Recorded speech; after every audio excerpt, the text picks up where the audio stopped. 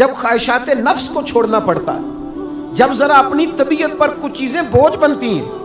میرے اصحاب قبلہ عالم فرمایا کرتے تھے ہمارے دشمن جب ہم پر تنقید کرتے ہیں تو کئی باتیں غلط بھی کرتے ہیں لیکن کچھ باتیں ٹھیک بھی ہوتی ہیں، بجائے اس کے کہ ہم اسی وقت اٹھ کے قبول کریں، تسلیم کریں کہ جناب یہ بات جو آپ نے کیا یہ بالکل ٹھیک ہے، میں کھلے دل سے اس کو قبول کرتا ہوں۔ اتنی جرت کون کرے؟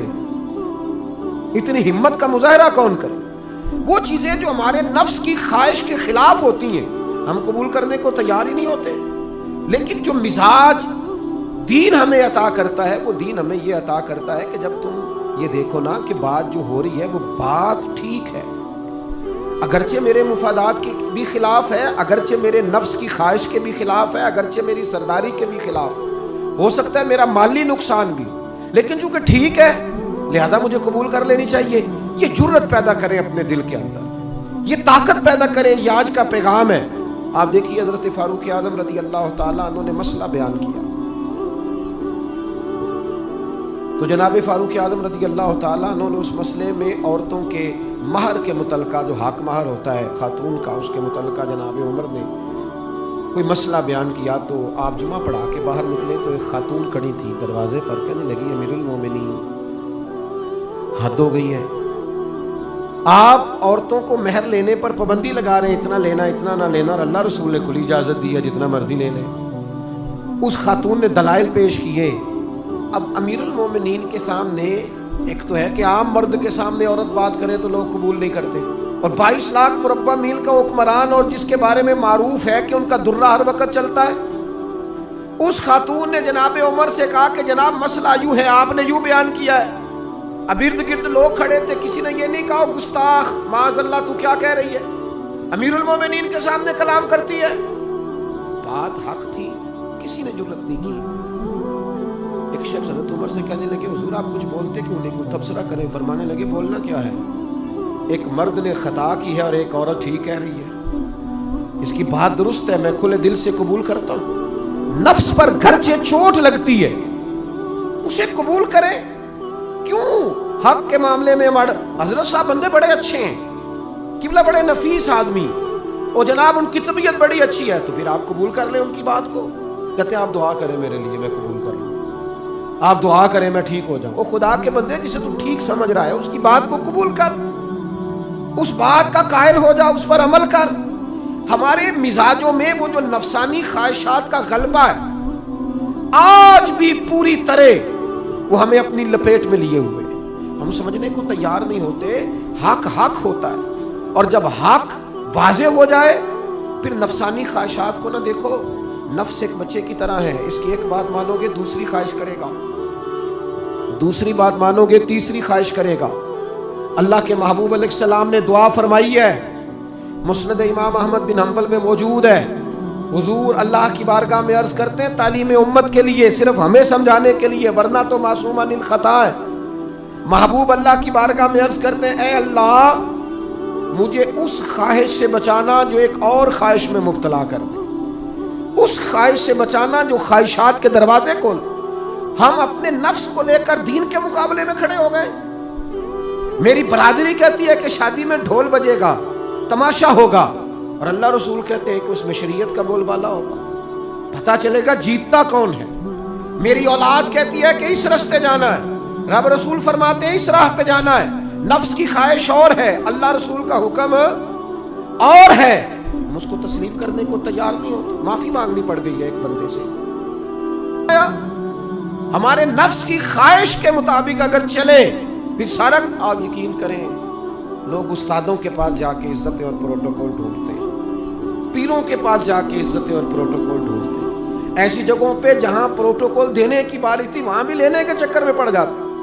دینی کاموں میں اگر 4 لوگ ایک جگہ پہ اکٹھے کیے جاتے ہیں نا، یہاں دینی کام کر لو، تو وہاں جھگڑا شروع ہو جاتا ہے۔ دینی کام تو کرنا ہے پر آگے کون لگے گا، دینی کام تو کرنا ہے پر اس میں سربراہی کس کو ملے گی، دینی کام تو کرنا ہے اس میں نام کس کا ہوگا، اس میں بڑا قد کس کا شمار کیا جائے۔ اس طرح قومیں آگے بڑھتی ہیں، اہل حق اس طرح ہوتے ہیں، سب سے آگے اپنے نفس کو رکھا جائے اور پھر انسان کا انقلاب آ جائے۔ یہ کیسے ممکن ہے؟ حضرت ابو ذر پروٹوکول ہوتا ہے، اور کچھ لوگ ایسے ہوتے ہیں جو صبح سے لے کے شام تک جھاڑو دے رہے ہوتے ہیں، خدمتیں کر رہے ہوتے ہیں، میں آپ کو صحیح معنوں میں بتاؤں تو اصل حقدار وہ ہوتے ہیں لوگ، اصل ڈیوٹیاں ان لوگوں کی ہوتی ہیں۔ حضرت بلال حبشی نے طے کر لیا تھا کہ میں نے نوکری کرنی اور توجہ سے کرنی ہے۔ اور میں آپ کو دل کی بات بتاؤں، میں نے بڑے کیمرے دیکھے اپنی زندگی میں نے بڑا کچھ دیکھا تھوڑے وقت میں آپ سے عرض کروں، وہ بڑی مزیدار زندگی ہوتی ہے جس میں انسان تھوڑا پیچھے بیٹھا ہوا ہوتا ہے، جس میں نا بہت سارے کام ہیں۔ میں تھوڑے دن پہلے ایک جگہ جماعت کرانے کے لیے کھڑا ہوا، ایک صاحب نے جماعت کی ویڈیو بنانی شروع کر دی، بعد میں مجھے دوست بتانے لگے وہ خدا کے بندے عبادت تقریر میں کبھی رونا آ جاتا تھا، دعا میں رونا آ جاتا تھا، میں نے ضبط کرنا شروع کر دیا، چھوڑ دیا۔ لوگ آنسو بیچنے لگ جاتے، پیر صاحب رو پڑے۔ پیر صاحب کس بات پہ روئے؟ او خدا کے بندو، پیر کو معافی لے لینے دو اللہ رسول سے، اپنے لیے اپنے سنگیوں کے لیے اللہ کے حضور اسے آنسو بہانے دو۔ کوئی چیز تو کیمرے سے باہر رہے، کچھ چیز تو۔ کیا خوبصورت لفظ ہے مولا علی شیر خدا کے، فرماتے ہیں اسے مبارک ہو جسے تھوڑے لوگ جانتے ہیں، اسے مبارک ہو سے ثبوت نہ پوچھو میتھوں، بلائے نظر کرم کا دھوئی، کہ میں جانا یا دل بر جانے غیر نہ جانے کوئی، میں مسکین پرانا خادم کسے در ملی نہ ٹوئی، یہ تے واسف یار نے نظر جو کی تھی تے واسف واسف ہی ہوئی۔ یہ تو اس کا فیصلہ ہے، ہمارے لیے مقام شکر ہے، ہر مقام پر شکر گزار ہیں، عاجزی کرتے ہیں، لیکن جو معاشرے نے مشورہ لیا تھا قبول بھی ہو سکتا ہے، رد بھی ہو سکتا ہے، ختم ہوگی بات۔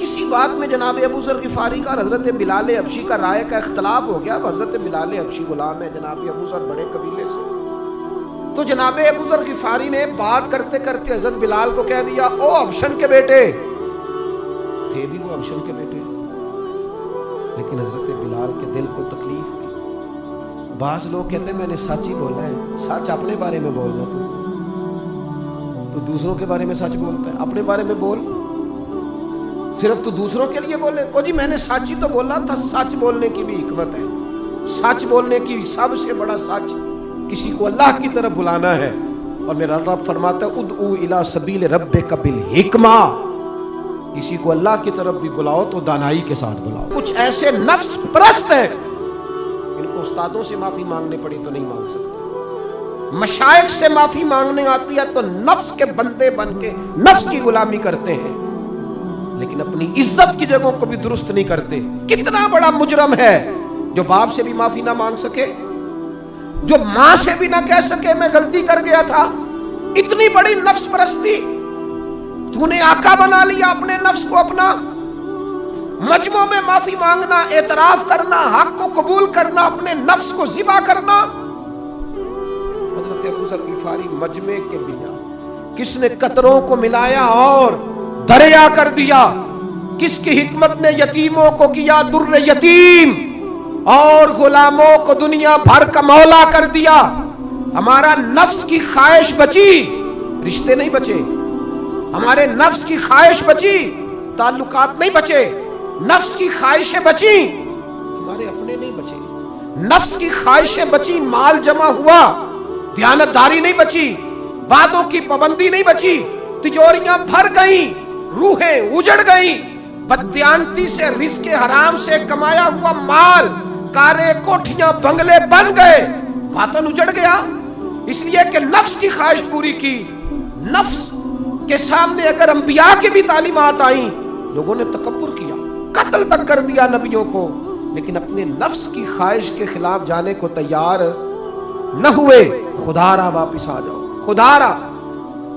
وقت آیا، یہ وقت بدلتا رہا، یہ دور تبدیل ہوتا رہا، لوگوں نے اپنی بادشاہیاں قائم کرنے کے لیے بڑے بڑے قتل کیے، ہلاکو خان نے انسانی کھوپڑیوں کے مینار بنائے، لوگوں نے بڑے بڑے ظلم کیے، جبر کیے، خوف اور ہراس پھیلایا، اپنے اقتدار پکے کرنے کے لیے بڑے بڑے جبر کیے۔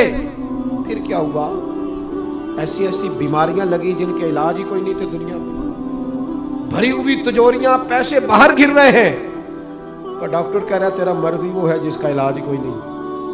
اللہ تبارک و تعالیٰ کے قانون سے جب لوگ ٹکراتے ہیں پھر پاش پاش ہو جاتے ہیں۔ وقت گزرا، ٹائم یزید کا آیا، وقت گزرا تو ٹائم عبید اللہ ابن زیاد کا آیا، टाइम शिमर का आया। 1450 साल गुजरने के बाद इस हजारों के मजमे में से एक एक बच्चे को हदीस याद है कि हसन और हुसैन जन्नती जवानों के सरदार हैं। बताओ, यजीद को नहीं आती थी, शिमर को नहीं पता था, कलमा तो पढ़ते थे ना, ये उबैदुल्लाह इब्ने ज़ियाद को नहीं पता था। नबी पाक अलैहिस्सलाम के कंधों पर हसनैन रहे, इन सब को पता नहीं था। ये जानते नहीं थे कि ये वो हसनैन करीमैन है जिनको हुजूर सुनते थे, फरमाते थे ये मेरे फूल हैं दोनों। क्या बात रजा उस चमनिस्तान करम की, ज़हरा है कली जिसमें हसन और हुसैन फूल। आज 1450 साल गुजरने के बाद उम्मत को हदीस आती है कि नबी पाक अलैहिस्सलाम ने फरमाया जिसने हसन और हुसैन से प्यार किया उसने मुझसे प्यार किया। मामलात हैं। ओए सच बताओ, नबी के नवासे को शहीद करोगे? तुमने तलवारें निकाल ली हैं, नेज़े निकाल लिए हैं, तीर निकल आए हैं, तैयारी मुकम्मल है। मुझे सच बचाओ, क्या हुसैन इब्ने अली की गर्दन पर खंजर चलाने लगे हो? सैयदा फातिमा का जिगर पारा शहीद होगा, क्या यह खबर सच है? यूं होगा? तो कहने लगे हाँ, यही हुक्म है हमें, यही तैयारी है, यही प्रोग्राम है, यही प्लान है, यही होगा। कहने लगा मैं और आप तो मदीने वाले रसूल का कलमा पढ़ते हैं, तो क्या महबूब के नवासे को ज़िबा करोगे? जनाब अली अकबर को, जिनका चेहरा रसूल पाक से मिलता है, हजरत कासिम बिन हसन को, जनाब अली के बेटों अब्बास बिन अली को, हजरत अली के बेटे अबू बकर बिन अली को, हजरत अली के बेटे उमर बिन अली को, हजरत अली के बेटे ये भी 3 करबला में मौजूद, हजरत उस्मान इब्ने अली को, इनको शहीद करोगे? ने कहा हाँ तैयारी हो गई है। क्या इरादा है? का पक्का इरादा है। तो उसने कहा ये ज़रा पकड़ो, ये ओहदा पकड़ो, मुझे तुम्हारा दिया हुआ ओहदा नहीं चाहिए, हुसैन के नाना की दी हुई जन्नत दरकार है, ये रखो अपने पास, मुझे तुम्हारा। एड़ी लगाई उसने और दौड़ा और इमाम हुसैन के कदमों में गया।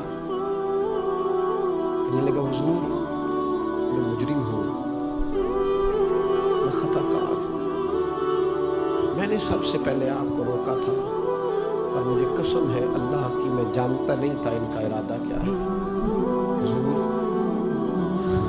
भूल गया, गलती कर बैठा, ये अंधे होंगे, इनकी आंखों में पट्टी बंदी होगी, मुझे तो पता है ना कि दुनिया को फिर मोहम्मद का नवासा न मिलेगा, मुझे खबर है। मशाइख जो आपको कहते हैं वो ठीक है, या जो जिद आपने लगा लिया वो ठीक है, और सबसे बढ़कर अल्लाह रसूल का हुक्म ज्यादा मौसर है, या जो आपने अपनी मर्जी से चीजें तय की हैं वो ज्यादा मौसर। अपनी नफसानी ख्वाहिशात को थोड़ी देर के लिए कंट्रोल करो, अपने आप पर थोड़ी देर के लिए पाबंदी लगाओ, एक एक करके अपनी ख्वाहिशात को कुचलो, जिंदगी के अंदर कुछ ऐसी चीजें पैदा करो जिससे रूह ताज़ा रहे, दिल ताज़ा रहे, तबीयत ताज़ा रहे, दीन बचा रहे। जितनी तलाक़ें होती हैं ना मुआशरे में, हमसे अगर दिन में 100 लोग मसला पूछते हैं तो 95 तलाक वाले होते हैं, सिवाय इसके कि ना मियाँ हारने को तैयार था ना बीवी हारने को तैयार थी, बिलाखिर रिश्ता ही हारा। दोनों के होते हुए बच्चे यतीमों जैसी जिंदगी गुजारने लगे। थोड़ी देर के लिए लोग चुप नहीं किए, सारा कुछ खत्म कर लिया। अपनी मिजाज के अंदर, अपनी तबीयत के अंदर तहम्मुल पैदा करो, बुर्दबारी। मैं एक दफ़ा बहुत परेशान था, हालात कुछ अजीब रुख इख्तियार कर गए, बहुत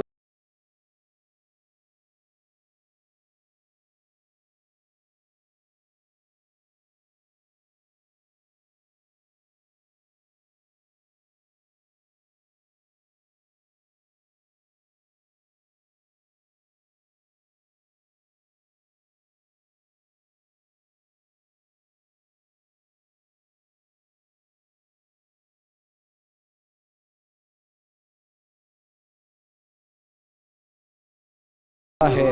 आप हजरात आज इस महफिल से ये लंगर लेके जाइएगा कि कहीं मेरी रूहानियत के सामने मेरी नफसानी ख्वाहिशात तो नहीं खड़ी हो गई। थोड़ा सा 2 कदम पीछे हटना है हमने, इमाम अली मकाम से फैज़ लेना है, इमाम हुसैन की अज़मतों को सलाम करना है। सर उठा के जीना चाहते हो तो इमाम हुसैन का तरीका अपना लो, उनके रस्तों के मुसाफिर बन जाओ, ज़िंदगी वक़ार के साथ गुजरे, खुददारी के साथ गुजरे। عزت نفس کے ساتھ گزرے گی۔